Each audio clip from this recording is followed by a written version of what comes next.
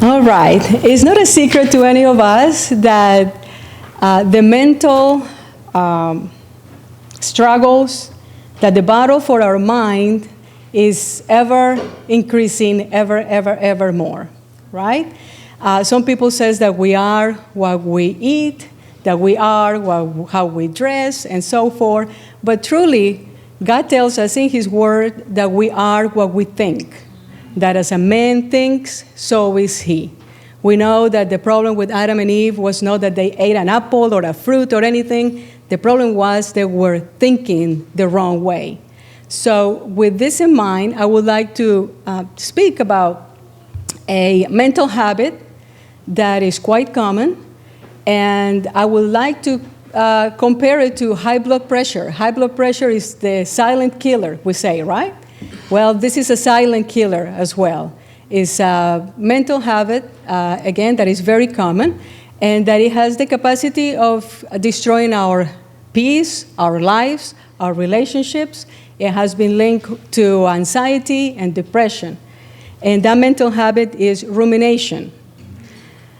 The word ruminate comes from the Latin word ruminare, which means to chew the cud.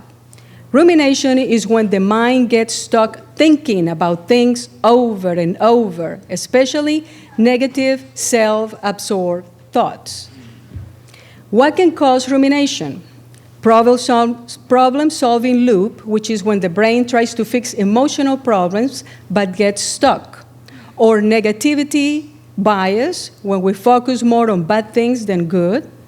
When we have low cognitive control, when it's hard to stop or redirect negative thoughts, when we have poor emotional regulation, when we use rumination instead of healthy coping, when things are not going our way, or the one that we're going to talk most about today, overreactive default mode network, when it's too much self-focused thinking, spirals into rumination.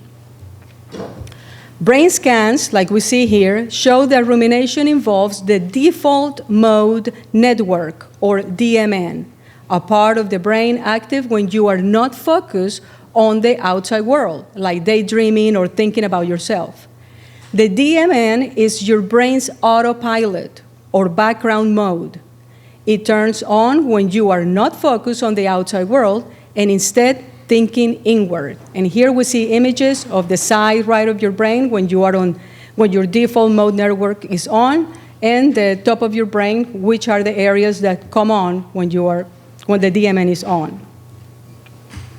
In individuals who engage in excessive rumination, the default mode network often becomes overactive, particularly in regions associated with self-referential thinking and worry.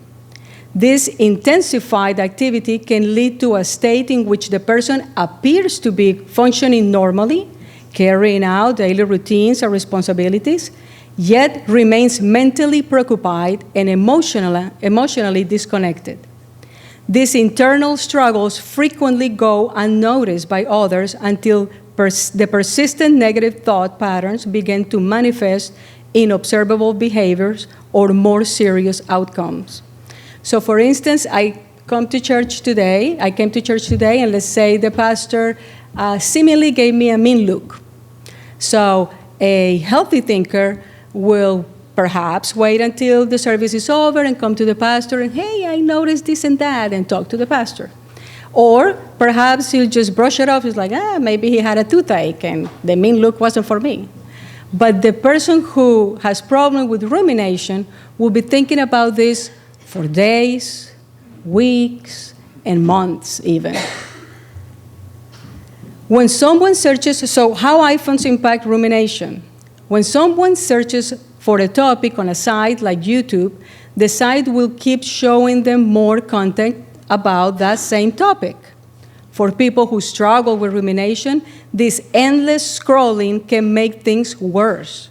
It can feed into the cycle of repetitive or obsessive thoughts and make it harder to turn off the default mode network in the brain. So instead of brushing it off or speaking to the pastor, I choose to keep on thinking about it. And I go home and I wonder, what is the percentage of pastors that give mean looks? And sure enough, you will find anything out there nowadays. Sure enough, it gives me something. And then I wonder, how many pastors are mean to their people? Well, I don't know. And before I know it, all that feeding is there. Well, I put the phone away, and then I pick it up, and what's there waiting for me? How to know if your pastor is mean? How to know if you need to move away from the state, to another country, for an endless supply, right?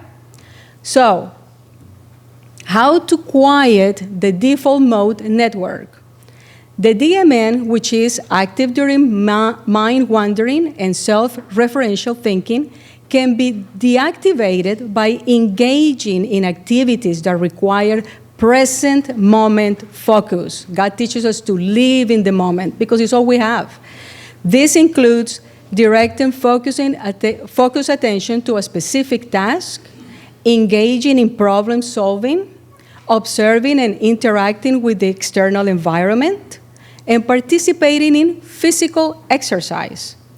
As the DMN becomes less active, other brain networks, such as those responsible for attention, decision-making, and sensory processing, become more engaged, right? So instead of when I'm cooking my onions or driving, and all these thoughts come to my mind, my pastor is mean, or maybe I did something, maybe I should do something. No, immediately I can redirect the focus on something. Hey, I'm driving, where am I going? Turn on a good sermon that catches my attention, right? Be engaging of what I'm doing. So this is what science tells us. Now, what does God tell us about this? In 2 Corinthians 10, 3-5, we read, "For though we live in the world, we do not wage war as the world does. The weapons we fight with are not the weapons of the world. On the contrary, they have divine power to demolish strongholds or thoughts. We demolish arguments and every pretension that sets itself up against the knowledge of God. And we take captive every thought to make it obedient to Christ." And if Christ is telling us this, it's because it is possible. How do we take every thought captive? We do it by noticing each thought and quickly giving it to Jesus, especially when it disrupts our healthy thinking. Doing this every day helps us build mental discipline and develop healthier thoughts. And what are healthier thoughts? Thoughts that are true, honest, just, pure, lovely, of good report, of virtue, and of praise. This is what God tells us that we can actually be thinking every day, regardless of what the news are telling us or what the surrounding, our environment is. He says this is possible for us, but it takes us pain to surrender those thoughts that have brought us feelings that in some way will please us. If the thoughts and the rumination have turned into another world almost, like it's bringing me, if I don't have attention, it's bringing me thoughts that yes, somehow I'm famous, somehow I'm powerful, somehow I'm whatever reality that is not happening at that moment, then that's going to lead me to a bad place. Now, the problem with this is that laying down those thoughts, laying down those feelings can be painful, especially if we have been practicing this for a long time. It can be very painful to let go, and for some people, they even experience crying when they are literally telling God, I have got to stop thinking these thoughts, and you have to give me something else. So, knowing this, God speaks to us and says, through Paul, "Therefore, I do not run like someone running aimlessly. I do not fight like a boxer beating the air. No, I strike a blow to my body in my mind and make it my slave, so that after I have preached to others, I myself will not be disqualified for the prize." My brothers and sisters, may God continue to give us the tools that we need to be victorious with our thoughts. Amen. Amen.